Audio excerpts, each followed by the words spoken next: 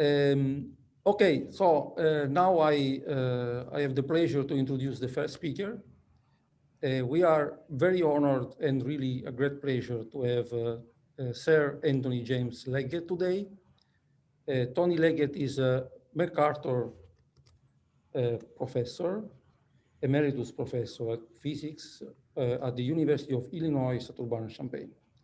Say, Tony Leggett is one of the deepest minds of this century and one of the most important scientific figures of all time. His work has had a profound impact on modern science. His pioneering work on superfluidity and condensed matter was recognized by the 2003 Nobel Prize in Physics. Here, I would like to remark how his work on macroscopic quantum phenomena, extrapolating quantum mechanics to a macroscopic level, was really, literally instrumental to define the field that nowadays we call quantum technology, including the ongoing worldwide efforts to achieve operating quantum computers. Finally, I had the fortune and the honor to be engaged in many physics discussions with him, including breakthrough meetings at the early stages of the atomtronics field.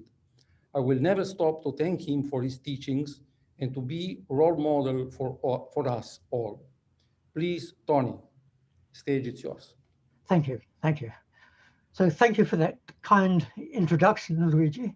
And I'd also like to thank Luigi and the other organizers for inviting me to give this talk, which doesn't really have much to do directly with the subject of this conference. This is the kind of talk which you can only get away with if, like me, you've actually served your time in physics. In my case, 6 decades worth. It's basically mostly an excuse just to go through some reminiscences of some of the things I've been involved in, although I will spend a little time at the beginning on work done by much more famous people in the history of physics. So I'm going to raise the question, as my title implies, when exactly is it better not to know? Are there advantages in not knowing the existing literature? And you'll see my answer is somewhat ambiguous on that. So let me start with just a few examples from the history of physics. And many people would regard what we think of as modern physics. They'd probably regard it as starting with Galileo and his contemporaries. Now, Galileo was an extremely priority conscious person, and the last thing he was going to do was to acknowledge the fact that anyone had anticipated any of his ideas. But in fact, they had in some cases. He's very well known for the formula of uniform acceleration in the gravitational field.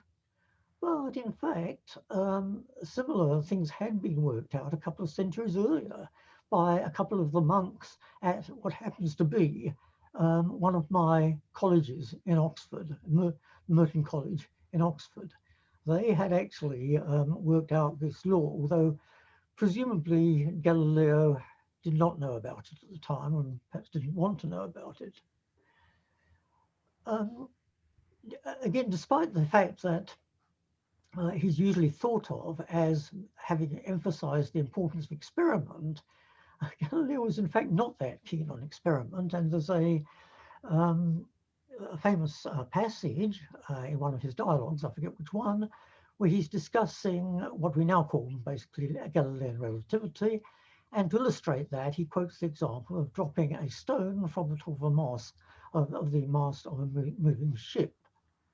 And in this dialogue, one of his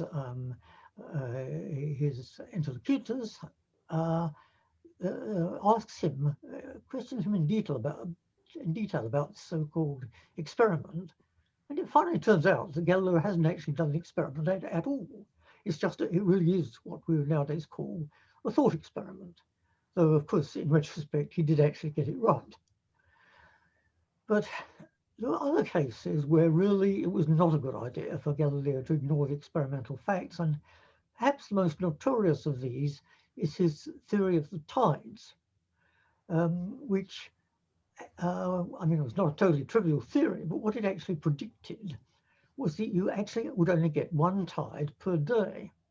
Now, it's true that Galileo never left Italy during the whole course of his life, and I guess tides in the Mediterranean are not that spectacular, so he could have been forgiven for not knowing the details, but surely he must have had contact with people who had traveled to the Atlantic coast and so forth and observed that there are actually two tides per day, but he didn't, and so he got it spectacularly wrong. Mhm. A second example is Einstein. There's a lot of debate among historians of science about whether Einstein actually knew about the Michelson-Morley experiment. Had he done so, it clearly would not have done him any harm, and it might have actually strengthened his confidence. But really, his confidence didn't, I think, need much strengthening. When he wrote his 1905 paper, famous paper on the electrodynamics of moving bodies, he, I think, really had little doubt that he was right. And moreover, he did not need to pay any attention to the existing literature. Remember, the existing literature by people like Lorentz and Fitzgerald and Poincaré and other famous names was really centered on the idea of an ether. And there were hundreds of papers on the properties of the ether and so on. And Einstein basically just ignored them. As far as I recollect, it's sometime since I've been actually able to get access to Einstein's original paper, but as far as I recollect, there are no references whatever in his 1905 paper. So certainly in that case, he either did not know or did not care to cite the existing literature on his topic. The final example from history, which I'm going to cite very, very briefly in view of the time, is another very famous paper. And could I have a slide, next slide, please? Yes, thank you. It's a very famous paper by Aharonov and Bohm. I believe that Michael Berry has already talked about this, but it was basically the paper which introduced as the title implies, the significance of electromagnetic potentials as distinct from fields in the quantum theory. And he, there's a famous pair of diagrams. Could we go to the next slide, please? Yep. And this is on page 2 of their paper, and they draw two pictures, and you notice that the first one is not on what most people nowadays will think of as the Aharonov-Bohm effect. It's the analogous effect for a scalar potential, and it's only after later that they actually get onto the vector potential. And this is the sort of famous diagram which we think of in the context of the Aharonov-Bohm experiment. The point being, of course, that you can apply a magnetic field through the solenoid in such a way that the field itself is confined here, and the electrons, which are exhibiting interference, never actually feel the fields. They only feel the potentials in the region where they are. And that was, of course, a very famous observation, and this paper has become deservedly extremely famous. However, it was not, in fact, the first paper to draw this diagram or to draw consequences from it. Next slide, please. Yeah, there's a paper about 10 years earlier by Ehrenberg and Sidey, which is basically on electron optics. But right at the end, they do actually draw this diagram. Next page, please. Yeah, they draw this diagram, and they point out that the behavior of the interference on this screen here is a function only of the total flux trapped through the circuit. That's basically this formula here. And so they had, in fact, anticipated this particular result that Aharonov and Bohm found in their paper. But they didn't really seem to have made much out of it. They just say below, it's very curious that this equation associates a phenomenon observable with a flux one expects a change of flux, that's basically electric field, but not steady flux to have observable effects. But they just stopped there, basically. And so they really didn't make much of this observation. Incidentally, one thing about this talk, it's basically a fireside chat, and the only formula which I'd like you to look at on my slides are really the ones that I boxed in red. The only reason I haven't made separate slides for this is that I don't have terribly good facilities right now. So the fact that there are all sorts of other formulae floating around these pages is irrelevant. Just look at the boxed ones. Okay, so much for the reason, incidentally, I mentioned the Aharonov-Bohm case is simply that it has a parallel in something which did occur in my own research history, which I'll come to in a minute. So yeah, now let's go on to some of the things I've been myself involved in. And so when I got to, I did my PhD in Oxford and finished in the summer of 1964. And I then went to the University of Illinois to work with David Pines.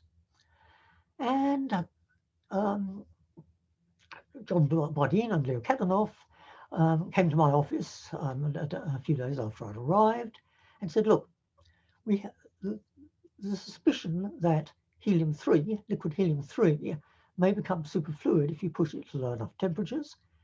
And we actually have John Wheatley, a very famous experimentalist, working in the basement of our lab, trying to look for superfluidity in helium-3. And the way he's doing it is to look for the spin diffusion coefficient. So why don't you, that's me, Tony Leggett, why don't you try to see theoretically what you expect to happen to the spin diffusion coefficient if indeed helium-3 does go superfluid. So I started off on this calculation, but then it occurred to me that there were two major theories around which are relevant to this question. One of them, which I didn't actually know much about when I first got to Illinois, was the Bodine-Cooper-Schrieffer theory of superconductivity, which at that point, we're in 1964 now, so it was about 8 years old at the time. The other theory, which had been widely applied in studying normal state helium-3, was the Landau theory of Fermi liquids. That, again, that I did know something about because I had done my thesis on something related to that.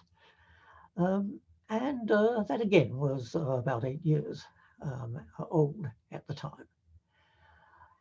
And so I thought, well, shouldn't we actually try to put these two theories together?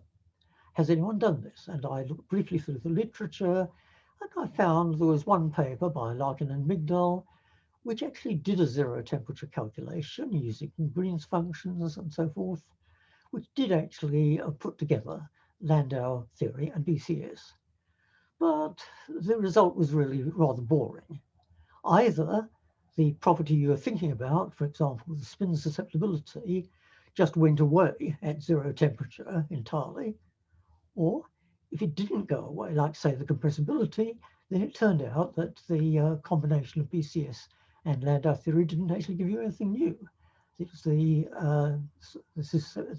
compressibility is basically the same as in the normal phase. So that seemed a bit disappointing.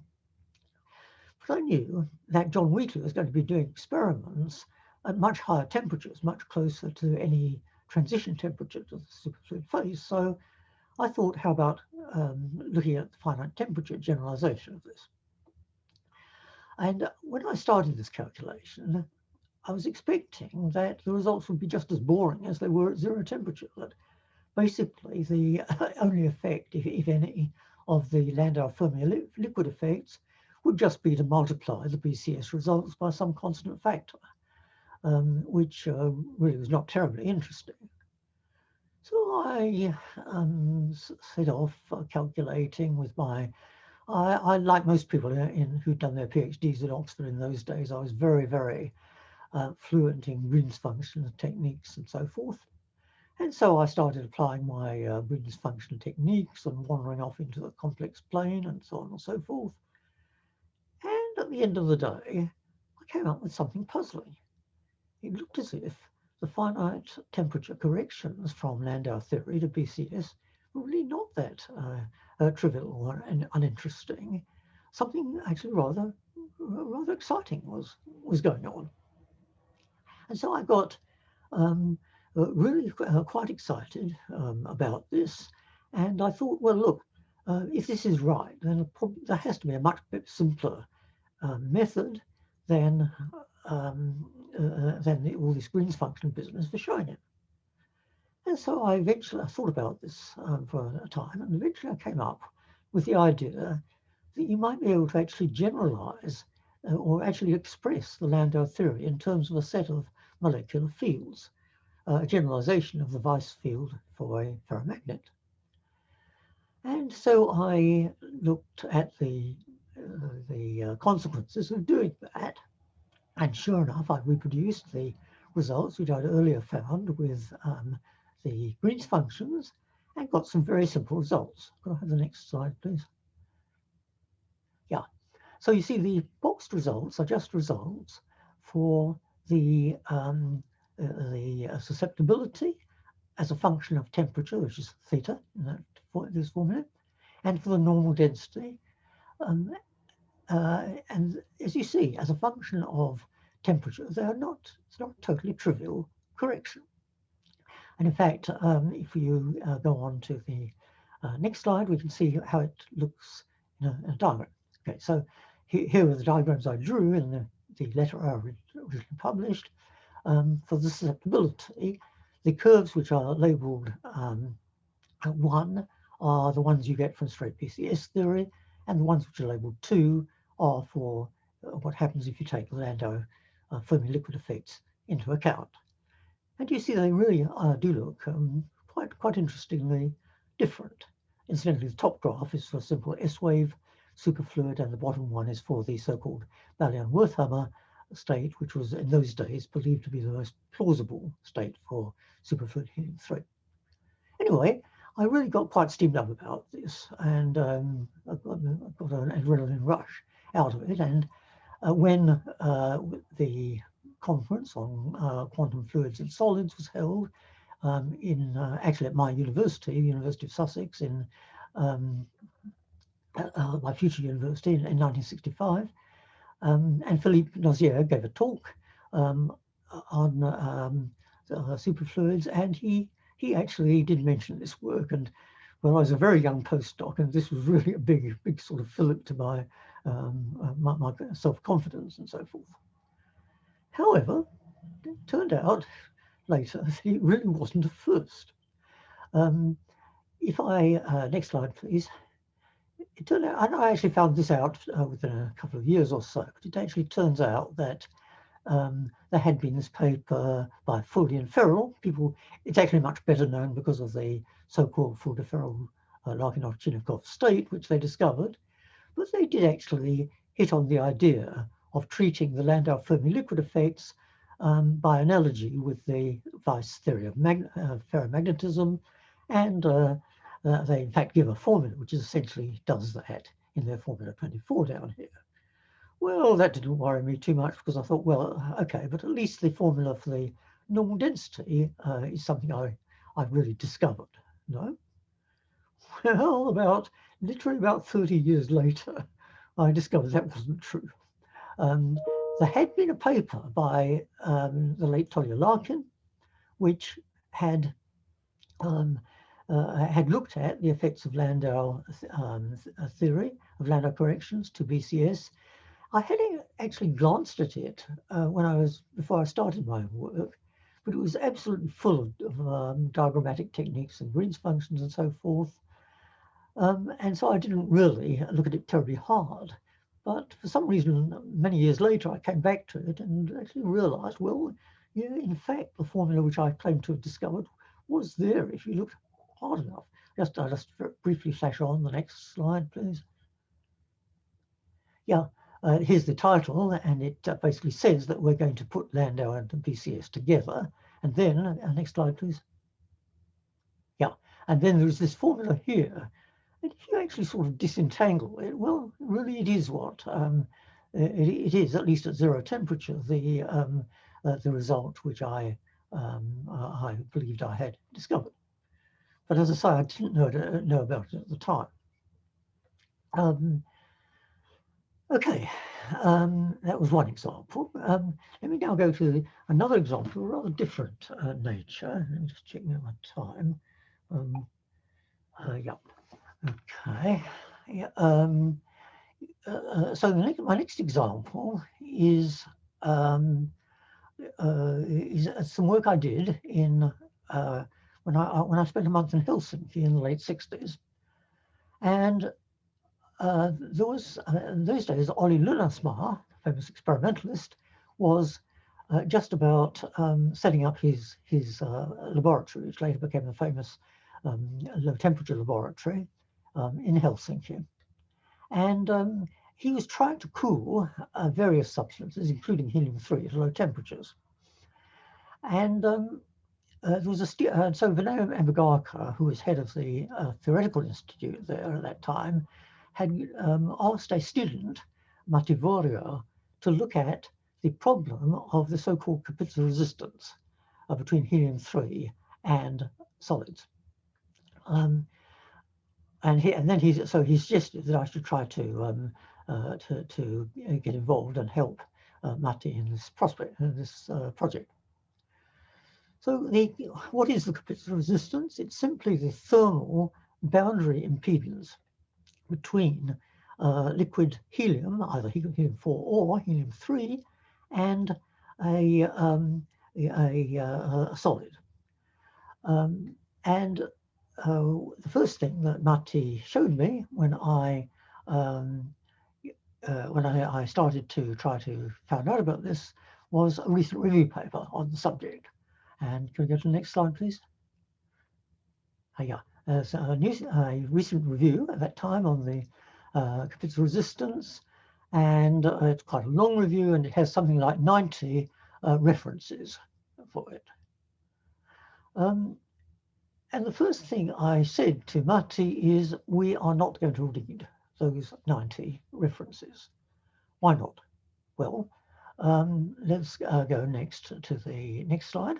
Here is are some curves of the Kapitsa resistance of liquid helium-3 versus in contact with various solids. And you see the resistance is zooming up as you go to low temperatures as a function of temperature, roughly as the inverse third power of the temperature. So there are lots and lots of theories. There are most of the 90 papers, in fact, which Pollard quoted, and most of the 90 papers were trying to explain this, and they did so by assuming that the heat contact between helium-3 and the solid in question was entirely by the transmission of phonons through the boundary. And indeed, there's very detailed, I think it was Abrikosov and Kalatnikov who actually worked out the original theory, but certainly it was a fairly standard theory, and it gave a rather definite result. Next slide, please. Can I get the next slide, please? Thank you. Yep. Okay. And here's basically the conclusion that all these papers came to. The result for the Kapitsa boundary resistance between a solid and liquid helium-3 at low temperatures becomes this, and you see, indeed, it goes as 1/T³ at low temperatures. Fine.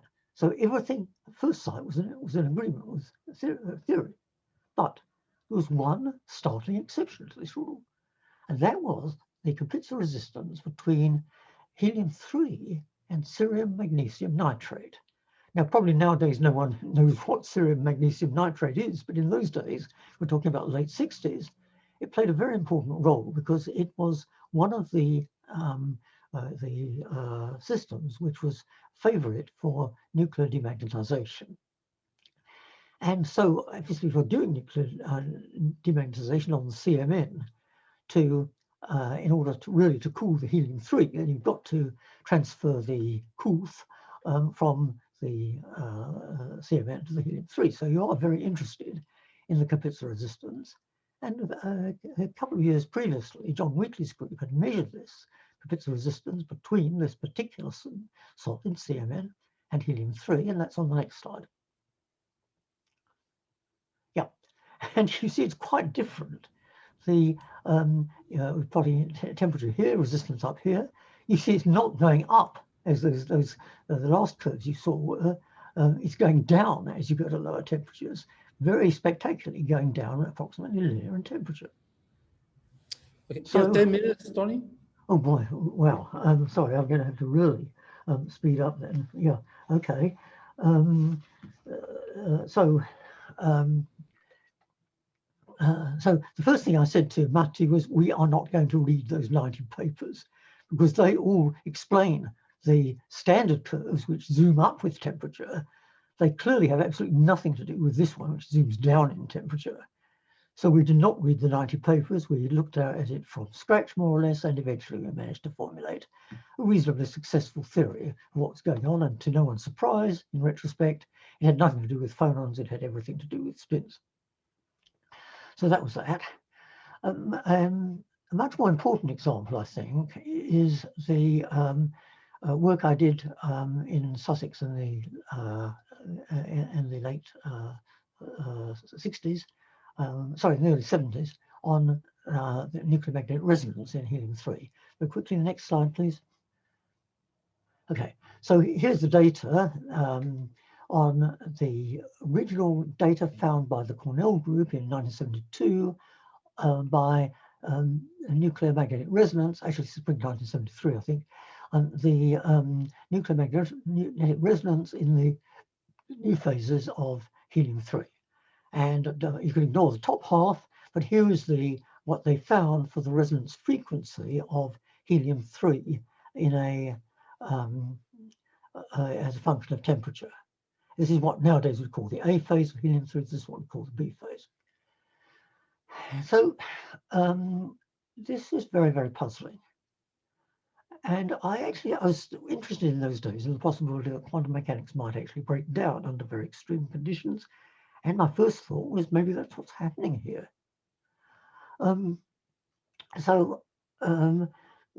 Is it possible that under these very extreme conditions, very low temperatures, very dense system, never been explored before, maybe quantum mechanics is ceasing to work?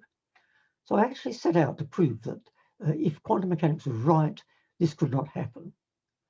Now, there was in fact an enormous body of literature on the theory of nuclear magnetic resonance.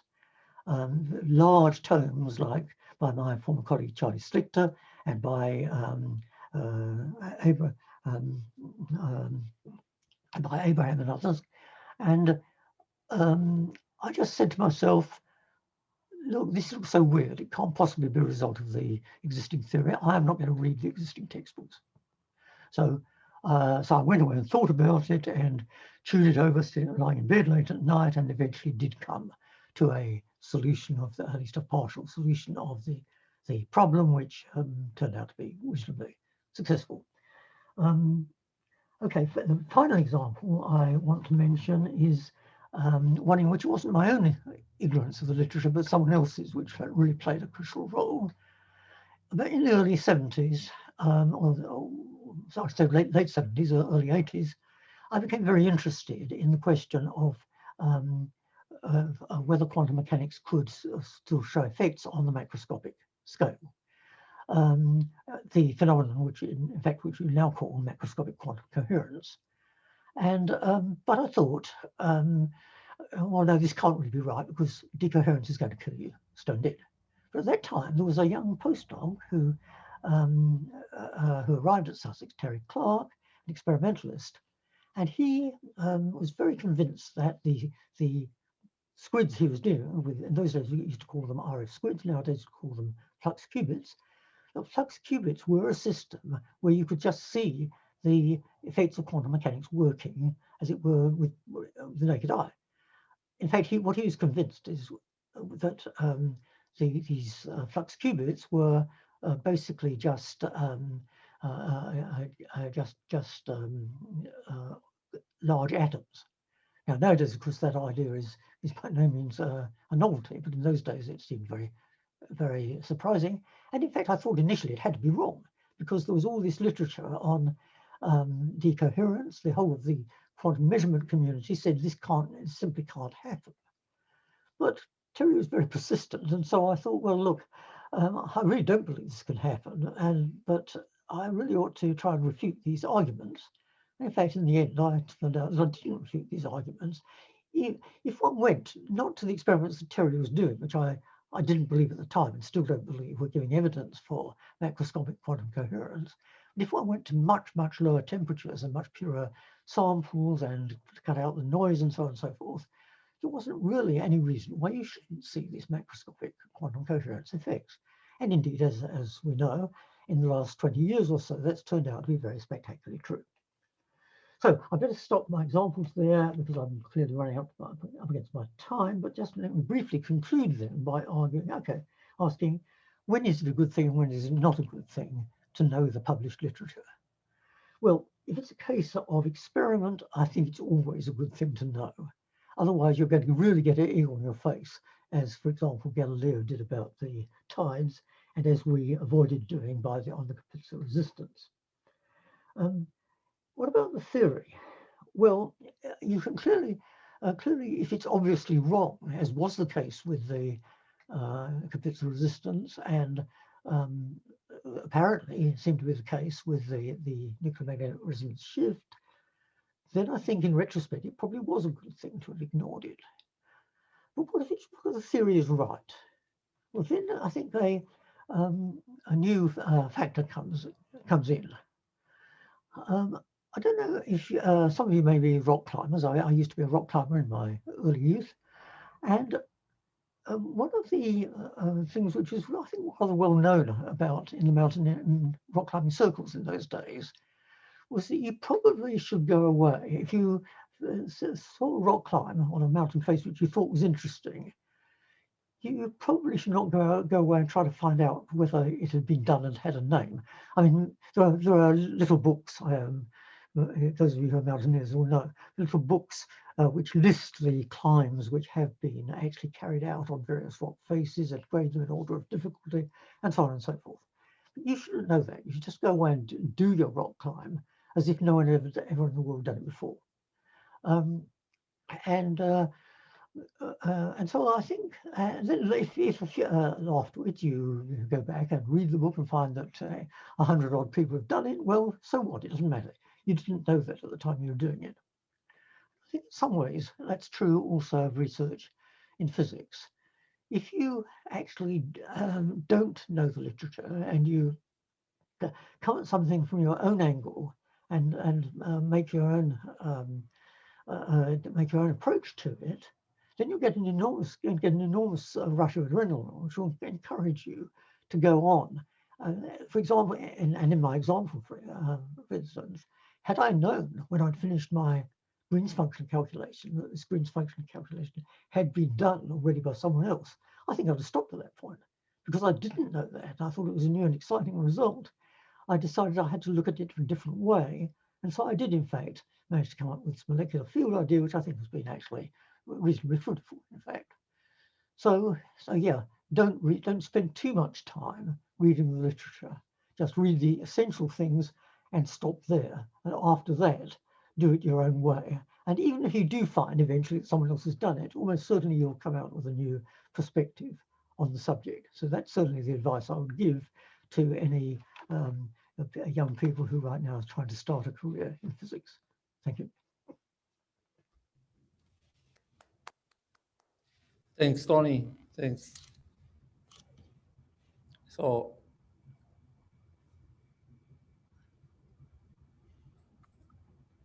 questions? So are there? Yeah, maybe I have a question. Sure. Yes. So say starting from 20 years, don't remember, 20 years ago, basically people started to talk of super solid. Yep. So these controversial experiments on non-classical momentum of inertia in helium. So can you comment on that? You mean what the current state of play is? So this kind of a supersolid, so the supersolid that you have in helium. Yes. So well, yes. Can you somehow remind us the main facts of this supersolid physics? Sure. Yes. Well, it's a well-established. It seems to be a well-established fact about liquid helium that if I put it in, say, well, let's imagine that, that this experiment has not actually been done, I think, but let's imagine that I put it in an annular geometry, put liquid helium in an annular geometry, and start rotating the container slowly. Well, at high temperatures above the lambda point, the liquid helium, this helium-4, the helium-4 will behave pretty much like water. That is, it will start to rotate with the container, and as long as the container continues to rotate, the helium-4 will continue to rotate with it. But now if I cool through the lambda point, what I find is that the rotation gradually ceases, and eventually the helium comes to rest, apparently in the scale of the laboratory. Actually, we think more likely in the frame of the fixed stars. But anyway, its rotation is not observable anymore in the laboratory. So around, I think, in the early 2000s, Moses Chan and his collaborators at Penn State decided to try and do the same experiment on solid helium. Now, the theory there was sort of somewhat ambiguous, I would say, because the idea that solid helium-4 might behave in the same way as the liquid, though presumably to a much smaller extent, that had been suggested by Andreev and Lifshitz way back, I guess sometime in the 60s probably, and I had actually contributed a bit to that idea, and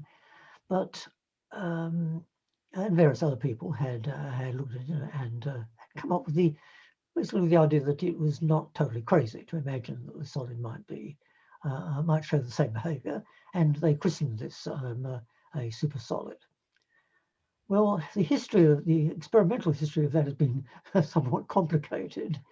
I think most people in the field these days, perhaps some people can correct me on this, but I think most people working in the field these days would take the view that the original experiments of Moses Chan and his collaborators did not really see a supersolid effect. There's a more complicated effect connected with the behavior of the dislocations in the solid and the way that they rearrange themselves.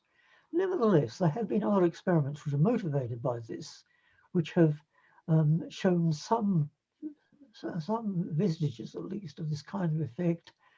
And I think the majority opinion, I frankly haven't followed this field closely in the last few years, but I believe that the current opinion would be that these effects are mostly associated with grain boundaries and other kinds of imperfection in the solid, where, as it were, it might become locally, it might become locally liquid and even locally superfluid. But as I say, I think there's still quite a few question marks hanging over that field. Okay, I give the word to Jean Dalibard. Yes, well, thank you very much, Tony, for this wonderful talk. That's I fully share your message, and I think you can extend it to some extent to experimentalists. That is, the fact that an experiment has already been done should not prevent you from trying to do what you have in mind, and you will see what you get also. I have a historical question about the Ehrenberg and Sidai paper. Yes. How do you understand that this paper was ignored not only by Aronoff and Bohm, but by the whole community? I understand that Ehrenberg and Sidai didn't want to say too strongly what they'd found, but you could have thought that other people would have taken up and say, oh, that's really a mystery. Let's try to understand that. I think it's probably, yes, I mean, it is an interesting question. And I think the answer is probably mostly a matter of sociology. Ehrenfest and Sedey were basically experimental atomic electron optics people. And I suspect that most of the people who actually read their paper were in that field. And they came to the final conclusion and thought, yeah, it is a bit odd, but there doesn't seem to be any great motivation for investigating it any further. Mm-hmm. Whereas in fact, Aharonov and Bohm came in some sense from a much more general conceptual, from the point of view, a much more general conceptual question. Why is it that that apparently, at first sight at least, we can get everything out of the electromagnetic fields, and that the electromagnetic potentials seem in some sense to be only a construct? Is this really true? And this was, I think, that the people who read the Ehrenberg-Sedey paper basically had their noses too close to the ground, as it were. They were too interested in the details, which are very interesting, incidentally, of this paper, and really didn't notice this, as you say, really rather spectacular conclusion that was reached. Okay, thank you. Tony, we have a couple of questions in Q&A, so I read the questions. Okay. First question by Tony Apollaro. Thank you for the enlightening talk. A very general question. What you illustrated happened all around in history, for example, in heliocentrism by Copernicus, but already started by ancient Greeks. So, is it necessary to rediscover a theory in a time when the scientific community or society is ready to accept it? Yeah, that of course is a very important point, particularly when one's talking, as in the case that the questioner mentions, of a nearly 2,000-year time lag between the two discoveries.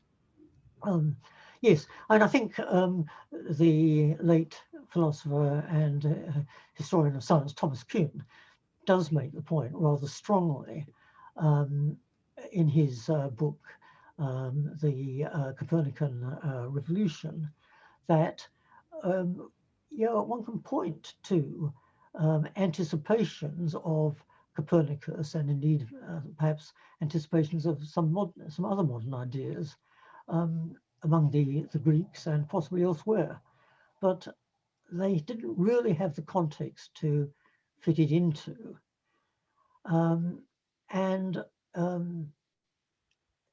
They, in some sense, the how to put it, the general atmosphere of discovery was not there in the time of not Archimedes, sorry, the anticipator of Copernicus. In particular, they didn't really have the technological drive to do experiments which might shatter the existing paradigm. For example, whereas in the time of Copernicus already, I'm not quite sure what the exact chronology is, but around the time of Copernicus already people were doing real experimental physics, for example, on the pressure in tubes and so forth, the Torricelli experiment, which already were beginning to cast doubt on what was at that time the standard account of nature, the Aristotelian account. There was a sort of general atmosphere of intellectual ferment, I think, at that time. And this is well, one could say this is what helped Copernicus, but in fact, of course, one has to remember that the work of Copernicus was actually not accepted for something like 70 years after his death. And in fact, there were a lot of people who ridiculed his heliocentric theory. And it was really only later, when there had been a lot more experimental developments and so forth, towards the time of Kepler and Galileo, that people really started taking Copernicus seriously. So yeah, you do need the social context, the technological context and so forth does have to be there for new ideas to be accepted, but sometimes it can really take a long time. So I suspect we're probably not so much in that kind of situation right now in physics, but say biology and psychology we might be, I think. Yeah. So we have a question of Barry Garraway. Please, Barry. Hello. Hi. Hello. Hi. Hi there. So I'm speaking virtually from University of Sussex, virtually because I'm at home at the moment. But anyway, hi. I do on the 2 points. So the general point, I kind of agree with you. Sometimes it's good not to know the literature, but because it does demotivate sometimes. But when it comes to publication, it's probably a good idea to get up to speed at that point, because then it's just embarrassing if you didn't know the literature. Yes. But more to the question, I think you mentioned very briefly the work of Terry Clark and suggested that he never saw macroscopic quantum coherence, although I know he's got papers about I think coherence in superconducting quantum rings or something. Can you say a bit more about that? I think you implied you didn't believe it or something. Well, okay, no, I didn't. Oh, sorry. I didn't, and I don't. I mean, I think there are a number of obvious questions about those experiments which really need to be answered before one can assess their significance. I think, now I could be wrong, because after all this, these papers have covered a period of something like 30, 40 years now. So it could be that things have changed, but at least when I was last following the situation closely, the experimental graphs were basically graphs of current, essentially current voltage characteristics, not quite literally that, but essentially the current voltage characteristics which Terry was measuring in his flux qubits as he tuned various parameters. And the parameter which appeared to be most significant in these was the second stage, the sensitivity, or I forget what the correct word is, the power maybe of his second stage amplifier. And what he normally shows, or did show, at least in those papers that I know about, was a series of graphs which only differed in the strength of this particular parameter. So power, I'm sorry, I forget the details, it's quite a long time ago, but of this second stage amplifier. The point about it is that whatever this parameter was, it was a continuous parameter. And what is never shown in these graphs is what happens between for intermediate settings. And that's important, because the interpretation given was that depending on the strength of this parameter, you excited either the ground state of the flux qubit, or the first excited state, or the second excited state, and so on. So it's an obvious question. Okay, but these are at different discrete settings of this parameter. So what happens if you tune this parameter between those? Do you just get a continuous changeover, which would not be in any way in accordance with any theory that I know of? Or do you get a discontinuous jump at some value? and saying that that question was never answered, although I tried repeatedly to ask it, in fact. So, and there are a number of other technical details which I found were unsatisfactory. I should say that I did at one point actually produce, in response basically to Terry's challenge. He said, okay, if you believe that this is what we're seeing is basically just a classical effect, then produce a detailed theory of it. Well, in fact, I did produce a fairly detailed theory of it, which seemed to me to explain all the existing data, but that was never tested. So we can't tell. Thank you. So we have, I think it's very, I would continue to go. I think we can have last question by Pragya Shukla. So Yes, okay. I would allow to him to talk. Yeah, sure. Yes. So please. Hello, Tony. Thanks for a very exciting talk, enlightening talk, actually.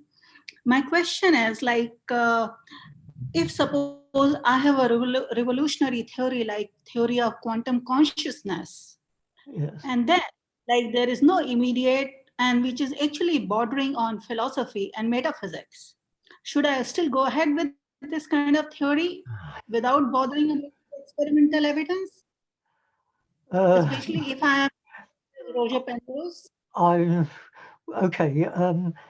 I don't think one should ever sort of consciously ignore the experimental evidence. But of course, depending on the nature of the theory, what particular bits of experimental evidence are relevant may not be entirely obvious at the start. But I think you definitely do want to avoid making,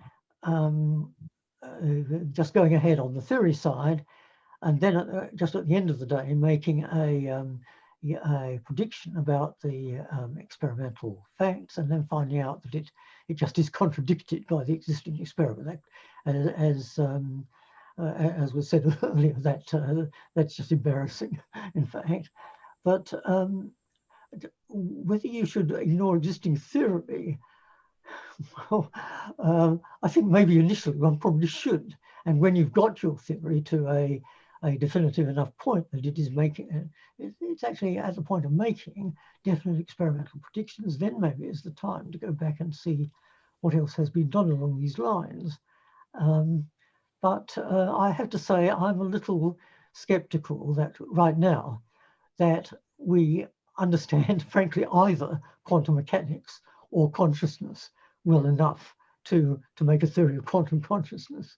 But that's a personal opinion. Okay, thank you. Thank you. Yeah. Okay, thanks. I think we are late. So there are many more questions in the Q&A.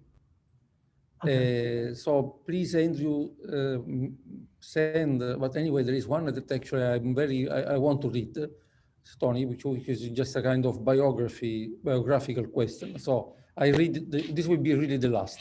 So thank you, Professor Leggett, for sharing your precious experience. I noticed that you had a somewhat unorthodox background as you studied classics at New University. How did you feel when you switched to physics? Did you feel anxious about starting a bit late compared to the other peers? And apparently you caught up very quickly and surpassed your peer. How did you make it? Thanks a lot. It's an anonymous attendee. Oh, how did I make the transition? Well, with great difficulty and with an awful lot of help from a large number of people, I should say. I think I'm not quite sure if this is an answer to the question, but I think one of the things that really struck me and to some extent shocked me when I transferred from my earlier work on the humanities side to physics was that when I was doing, for example, philosophy, my tutor, my undergraduate tutor, would send me away to the library to read the most recent issues of journals like the Aristotelian Philosophical Society and or Mind and other current journals of philosophy. And he'd sent me to read a particular article. We would then actually discuss it in the tutorial. So we were actually right on the frontier of what was going on. When I got to physics, on the other hand, I found there was lots and lots of stuff ahead of me that I had to get through before I was anywhere near the frontier. So most of what I was doing, like I guess most people here in my undergraduate degree, was essentially textbook material. And I really had to get through that, and indeed beyond that, through my, I'd say even through my postgraduate degree, before I could really start operating anywhere near the frontier in physics. Incidentally, I don't think that's always been so. When I heard the odd talk by people like the late Sir Rudy Piles, which indicate that they were actually, they're talking, of course, about the 1920s, when things were in a great state of flux, but they were actually able to get into real research within a couple of years of actually going up to university. I certainly couldn't have done that, and I think most people nowadays couldn't have done that. Now, I'm not sure if I actually answered the question. Perhaps if not, the questioner could just briefly remind me of some points I haven't answered. No, I think you answer. Okay, so thanks really a lot, Tony. So I would suggest we go to the next speaker now. Thanks again. Okay.